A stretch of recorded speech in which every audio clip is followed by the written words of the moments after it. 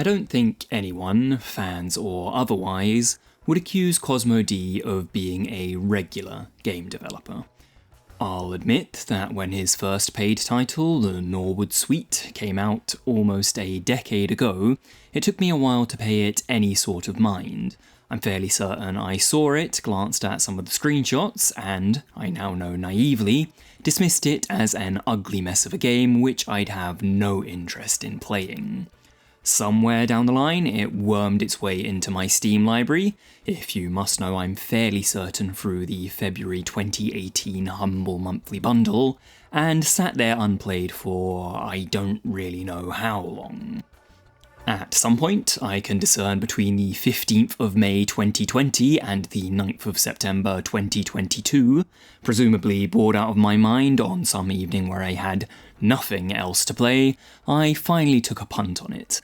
I can't say why, because it was already there, because it had good reviews, because it was nice and short. Whatever the reason, I played it, and I really enjoyed it.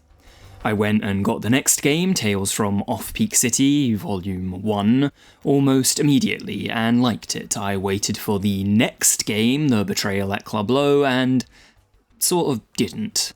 There are reasons for that, which I will get into, but whatever, once more blip, still appreciate his work and the world that he's been building.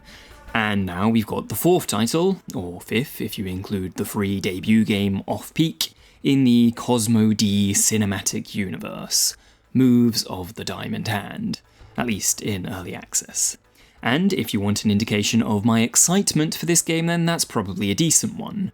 Usually I won't touch early access titles, certainly not for coverage on this channel, but here I'm making an exception. So here are my impressions of my first taste of Moves of the Diamond Hand. If you just look at any previous Cosmo D game, you will immediately notice that Moves of the Diamond Hand shares a lot of similarities with them. They're kind of like Wes Anderson movies at this point, where you can just look at one and know exactly who made it. But, at least on the surface, it looks most similar to his most recent, Betrayal at Club Low, which you'll recall I was pretty lukewarm on. Not the best first indication. But the two things I liked least about that game have been stripped away. Firstly, while Club Low was not exactly a roguelike, a genre which I have a turbulent relationship with, it certainly had those aspects to it, where you're going through a run and can fail and have to restart from the beginning, where you get a score of sorts for that run displayed against your records from previous attempts. Secondly, it had this whole third-person, semi-on-rails thing to it, which felt like the opposite of what I'd come to expect from a Cosmo D game. I want to explore his bizarre world freely, wander about the place and interact with whoever I choose, whereas this felt almost like a digital choose-your-own-adventure novel, where you have only a handful of options from any given position. I can sort of vibe with that, but it didn't feel very Cosmo D. It felt restrictive to what his previous games did best. For what it's worth, that's probably just me, it was incredibly well received. But luckily, at least in my case, here in Moves of the Diamond Hand, we're back to that first-person exploration, and back to a single open-world RPG, where the game isn't expecting you to replay the content in the way that Club Low arguably did. That's not to say that there isn't a lot of replay value. Having played through to the finishing line of what's available in the current iteration of Early Access, there are already a lot of paths that I didn't explore. There's a main mission that can be approached in no less than 7 different ways, 4 of which are currently available. I followed one of those, dabbled in another, and didn't touch either of the other 2. You might recall that I said there were a lot of similarities between Betrayal at Club Low and Moves of the Diamond Hand, but then I went on to only mention how they differ. So what exactly are those similarities? Well, the world it's set in and its off-kilter aesthetic is the same as every other Cosmo D game, but specific to Club Low is the main gameplay mechanic, which is replicated here. Almost every interaction in both games relies on you rolling your skill dice against another dice. Sometimes that's a person and their own abilities, sometimes it's an object, and sometimes it's just the environment. You have 7 different skills, some more typical for an RPG like wisdom and physique, some less typical like cooking and music. Again, those 7 skills are the same 7 that were in the previous game, but given the much larger scope in Moves of the Diamond Hand, there's a lot more breathing room for them to develop more unique flavours. For example, there are some interactions that you'll encounter relatively frequently and are unique to one given skill.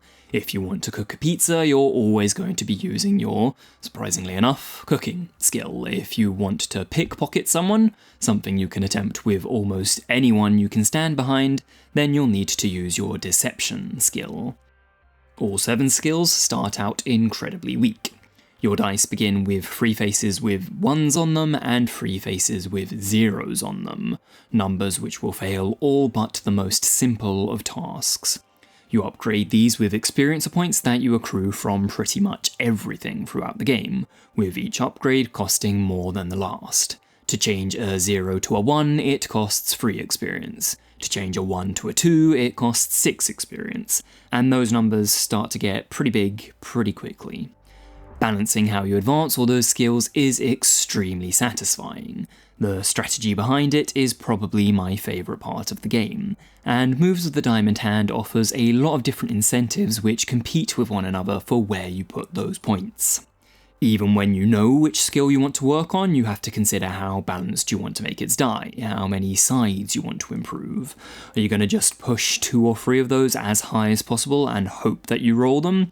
Or play it safe and advance more sides, but to a slightly lower extent.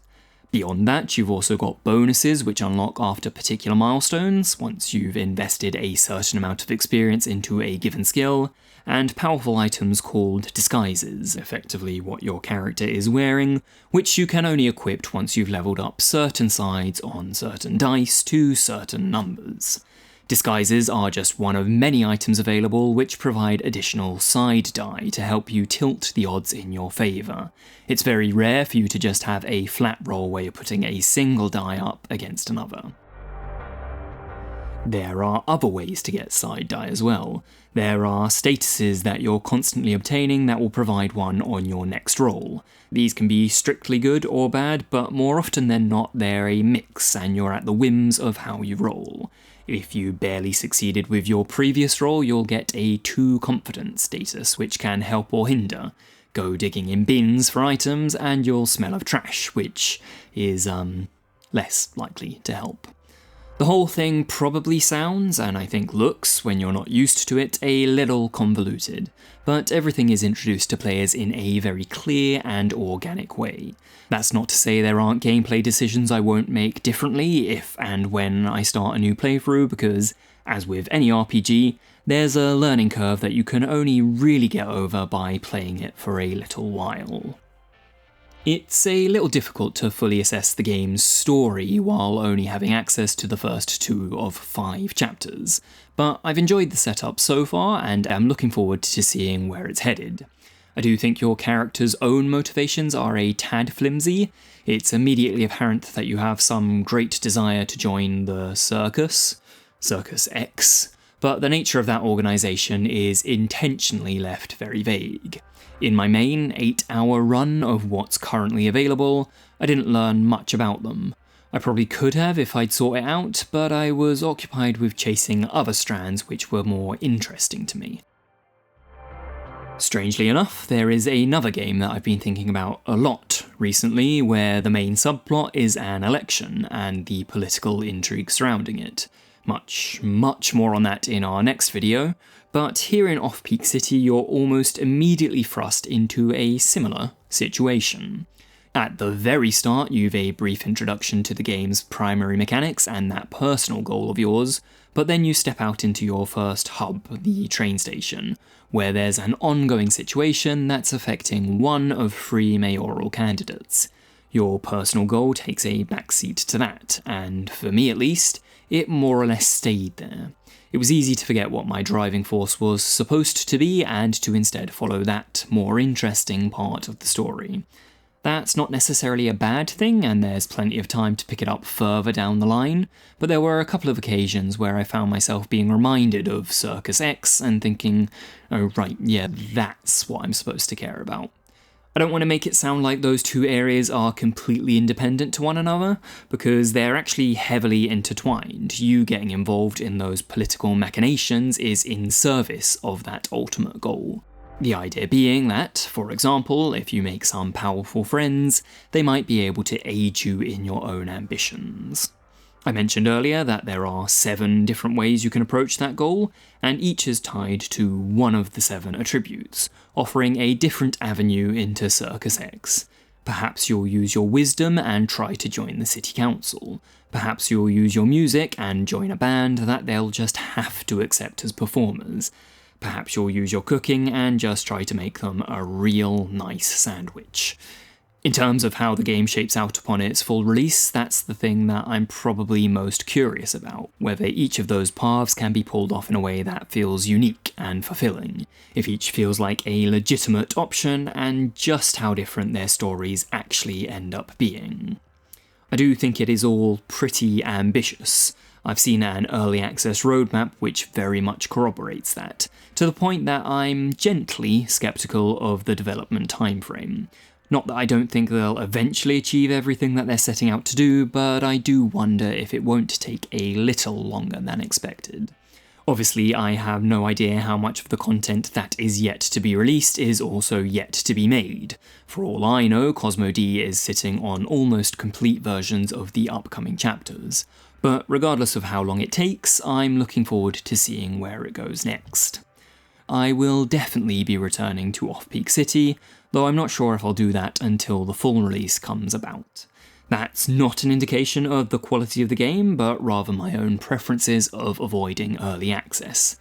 Really, the fact that I made that exception in the first place and played it now, and did so for so long, should tell you everything that you need to know. Thanks for watching this early look. It's a little different to what we usually do, so hopefully you enjoyed it. Go play some Cosmo D games, maybe this one if early access is your jam, and I will see you next time for that other political game.